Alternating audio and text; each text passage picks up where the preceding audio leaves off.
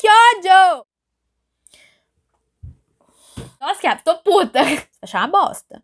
Oi, gente, tudo bem com vocês? No vídeo de hoje eu vou fazer uma coisa que eu tô com vontade de fazer, já tem assim, ó, muito tempo. Tem um tempo que eu tenho visto que alguns booktubers têm feito vídeo de lendo as resenhas negativas dos meus livros favoritos, e eu tava ansiosíssima pra poder fazer esse vídeo, só que eu sei que eu vou passar raiva. Então, eu falei, vamos pegar um dia que eu tô mais de boa e tal, e aí eu gravo esse vídeo. Estou mais de boas? Não estou, né? Por acaso estou na TPM, então, né?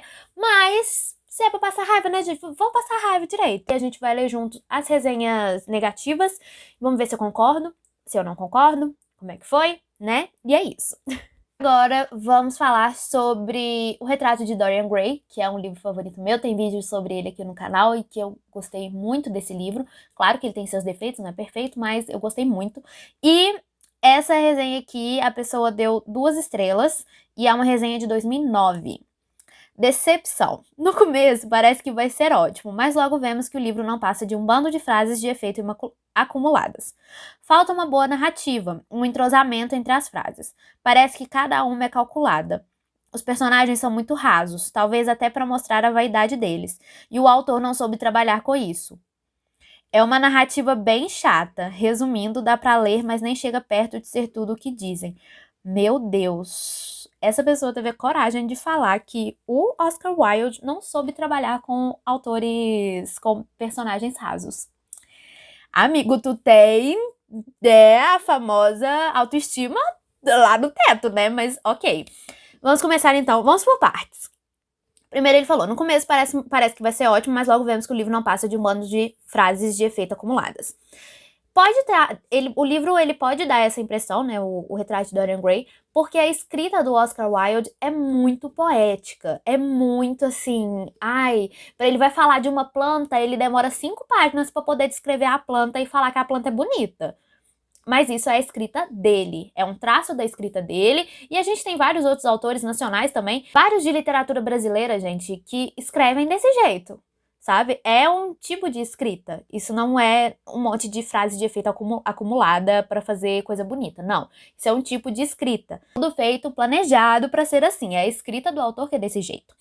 Falta uma boa narrativa, um entrosamento entre as frases.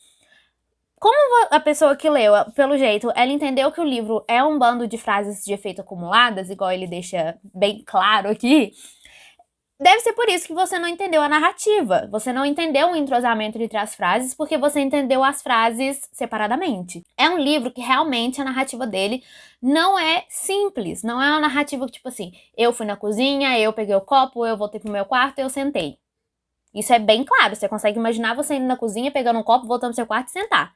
Mas, antigamente, os livros não eram escritos assim. Então, é entendível que você não tenha que você não tenha compreendido a narrativa da história, e tá tudo bem, tá tranquilo.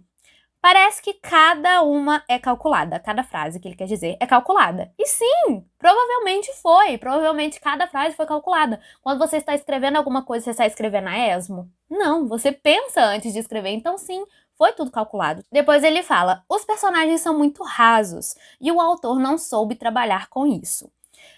Os personagens são rasos de propósito, porque é isso que é o tema do livro, é mostrar a vaidade do personagem principal, o quanto que ele é raso, e eu achei que o autor soube trabalhar isso muito bem, porque ao mesmo tempo que ele deixa bem claro que o personagem principal dele é raso, em momento algum o personagem deixa de ser interessante, as coisas que ele faz deixam de ser interessantes, tanto que o final que ele dá pra ele é um final muito assim, bem cruel, bem brutal, bem forte, pra deixar claro que foi tudo feito de propósito.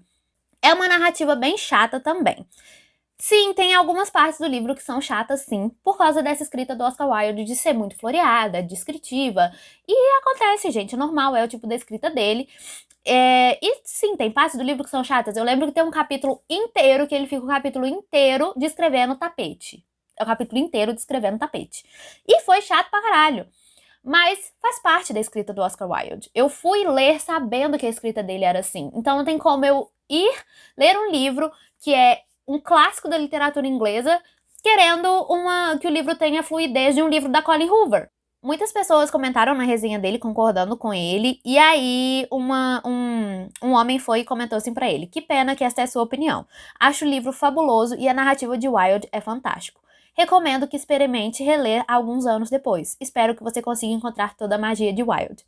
Pode ser isso também, gente, porque eu já falei aqui em alguns vídeos, mas ler o livro fora da época, assim, quando você não tem maturidade pra entender o livro, vai fazer você não gostar dele. Então, tem até alguns livros que eu não gosto, mas eu chego aqui pra falar pra vocês, eu falo, nossa, não é que o livro seja ruim, é que eu não tenho maturidade suficiente pra entender ele ainda. Talvez daqui uns 5, 10 anos eu leia de novo e vou achar, tipo, o máximo, o livro da minha vida.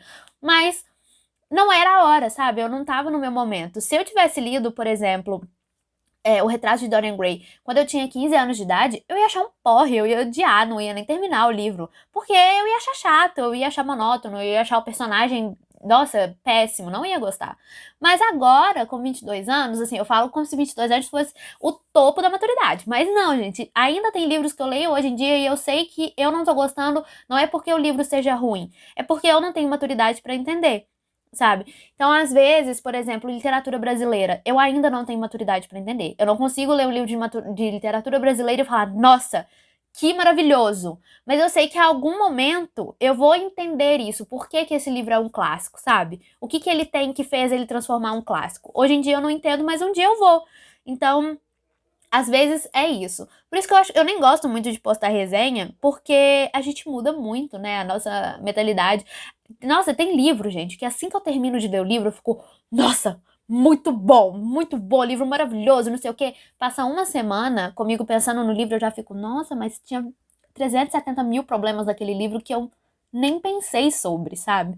Então, é isso. Tá vendo? Eu estou ficando nervosa, tô com a mão até gelada, mas ok. Vamos passar para o próximo livro, senão não vai dar tempo de ver tudo. Gente, agora é que eu vou passar raiva de verdade, porque eu peguei uma resenha negativa de Divergente, e eu acho que eu nunca falei aqui o tanto que eu sou fã de Divergente, o tanto que eu amo essa saga. Não o último livro, né? O último livro a gente faz a burra, mas o primeiro livro, quando eu tava na febre, lá eu com meus 14, 15 anos, eu li Divergente 5 vezes. 5 vezes. O meu livro tá caindo aos pedaços. Então, assim, vamos ver o que as pessoas não gostaram. Mas eu sei que se eu reler ele hoje em dia, eu não vou gostar tanto, né? Mas ok. Best-seller? Sério? Veronica Roth tem um conceito interessante. Ela tinha potencial, mas é a execução da ideia que foi horrível. Ah tá, a moça escreveu como se ela estivesse pensando igual, como se ela escreveu o pensamento da Veronica Roth escrevendo o livro. Pesquisa? Fala sério, quem precisa fazer pesquisas sociopolíticas para escrever um livro distópico? Não sei como escrever um livro, não preciso... Não, eu sei como escrever um livro, não preciso dessas pesquisas tão banais. Eu li outros livros desse tipo, como por exemplo, Jogos Vorazes e Caminhos de Sangue. Não sei nem o que é Caminhos de Sangue. Espera, eu também gostei de O Mundo do Caos e O Falso Príncipe. Nunca ouvi falar desses livros. Então eu acho que eu vou colocá-los todos juntos e escrever um livro assim. Vamos ver, preciso colocar uma menina pequena e com aparência de criança para depois ela surpreender todo mundo sendo super fodona. Não é que ela seja... Eu não acho isso. Ela é pequena, ela tem aparência de criança, sim, porque ela tem 16 anos, né? Agora que as mídias tá doida colocando um povo de 16 anos, assim, como se tivesse 20. Gente, eu tô chocada. Não, falando disso, deixa eu puxar um ponto aqui, que eu tô assistindo Outer Banks, e eu tô crente que os meninos têm, tipo assim, 18 anos, 18, 19 anos. Eu tava crente. Quando eu vejo um menino, solta assim, não, é que eu sou menor de idade, eu tenho 16 anos. 16 anos. Vou botar uma foto do garoto aqui pra vocês verem. Nunca na minha vida que eu daria 16 anos pra esse menino, gente. Vocês tá doido? O menino de 16 anos é criança, gente. Vocês estão loucos. Isso aqui pra mim tem uns 23, no mínimo. Não tem como. E de tá distorcendo as idades. Porque não tem como uma criança de 16 anos ter essa aparência aqui, gente. Não tem. Não tem mesmo. Mas ok, continuando. Ah, vou criar uma distopia muito mal construída e não vou dar muitas explicações plausíveis ou aceitáveis sobre ela. Também preciso matar muitas pessoas, tenho que chocar os leitores e fazer meus personagens pularem de trens em movimento. Isso é completamente aceitável. Gente, mas você tá lendo uma ficção? Tá. É uma ficção de uma distopia. Então, ok. Quer dizer, ontem mesmo eu saltei de um ônibus em movimento e foi muito radical. Pensando bem, vou colocar meus personagens saltando do alto de um telhado também, só para o livro parecer mais emocionante. Bem, concluindo, a coisa toda em Divergente é apressado e só completamente sem sentido. Pareceu que houve pouco esforço colocado em análise e o mundo e zero de pesquisa feita pela autora. Pode ser um bom entretenimento para leitores pouco exigentes, mas nunca para quem procura um livro que edifique. Gente, é um livro infanto-juvenil! Você tá querendo o quê? Um Nietzsche em Divergente? Pelo amor de Deus! A gente tá falando de um livro infanto-juvenil, de uma época em que estava sendo lançado Jogos Vorazes, Percy Jackson, Instrumentos Mortais, tudo ficção. Mas tá, nossa Deus, tô até calor. Eu já me acalmei agora. Primeiro que tá ok, é a sua opinião, respeito a sua opinião, porém, você não pode ler um livro infanto-juvenil com um pensamento que vai ser alguma coisa para adultos. Não vai ter conteúdos para adultos porque não é o público-alvo daquele livro.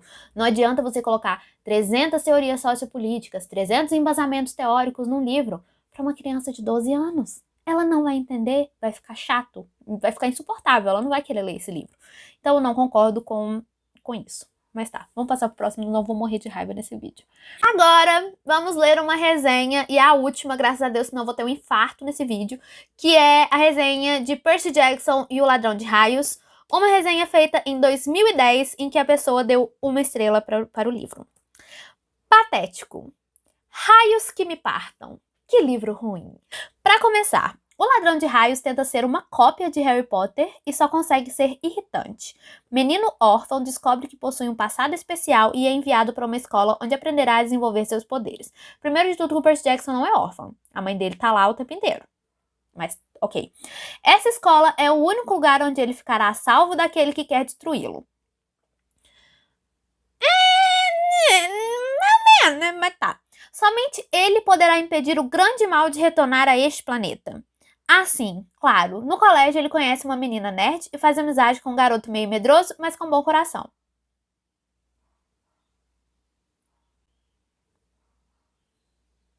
Tá, vou continuar. Em função de vários comentários... Ah, tá, ele fez um edit aqui. Ele tinha... Ah, tá, pera aí, calma. A resenha era só essa primeira parte que eu li. Aí ele fez um edit... Quando? Deu muito tempo? Não, no mesmo dia que ele postou a resenha, ele já fez um edit. Em função de vários comentários, vamos deixar claro que os comentaristas têm razão. Percy não é órfão. Apesar dos pais dele estarem vivos, dá pra perceber claramente a tentativa do autor de chamar a atenção do leitor para a situação única do pobre Percy. Por algum tempo na história, o Percy fica sem nem... Gente, em 2010 a gente usava história mesmo? É sério? Tipo, a segunda resenha? Nossa... Ok. Por algum tempo na história, o Percy fica sem nenhum dos pais. Ok, ele não é órfão porque na verdade ambos estão vivos, mas Rick Riordan tentou causar o mesmo efeito. Mais pra frente, o autor revela quem é o pai de Percy e também que a mãe dele não morreu apesar de ter sido esmagada por um minotauro do tamanho de um tanque. Depois você descobre que ele não é órfão porque a mãe dele volta à vida como um presente dos deuses. Se ao menos ele tivesse sido bem sucedido em copiar Harry Potter, tudo bem. Como não foi, ficou patético. Assim, vamos lembrar do que estava fazendo sucesso quando o Percy Jackson foi publicado.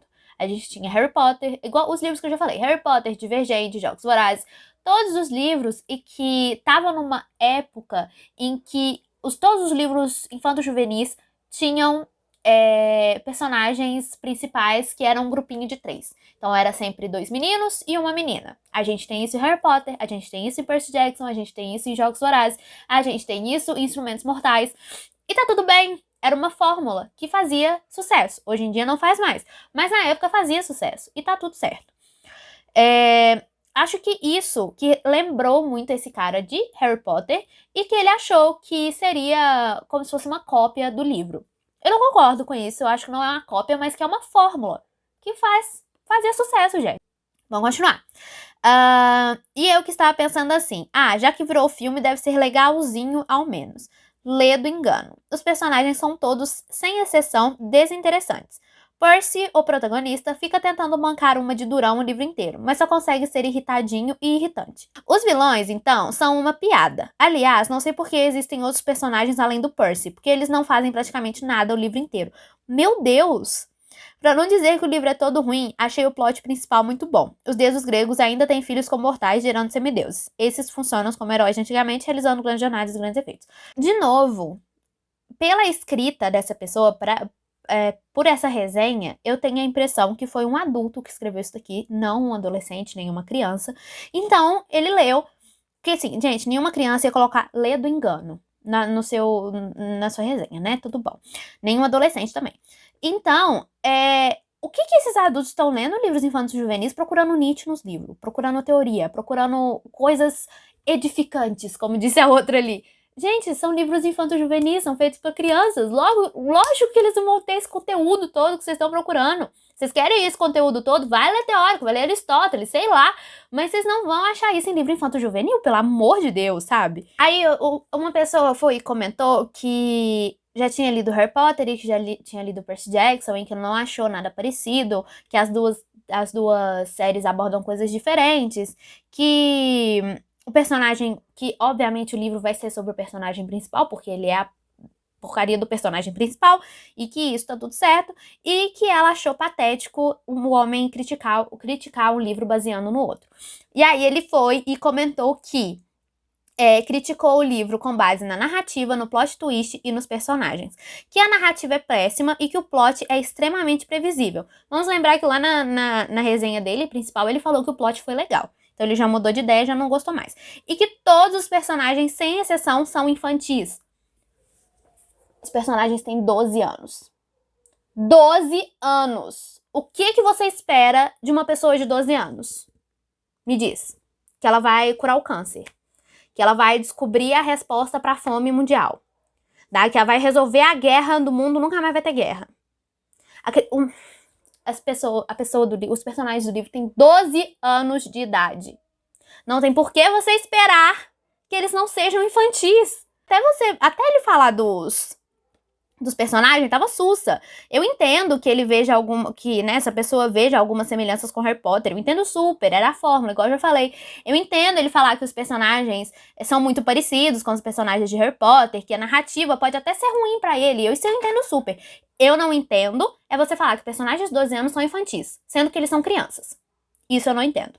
Então, com isso, eu não concordo, não achei a sua opinião correta e quero um debate. Vamos debater, moço? Quero debater. Mas é isso, gente. Vou terminar esse vídeo o quê? Passando raiva, morrendo de raiva.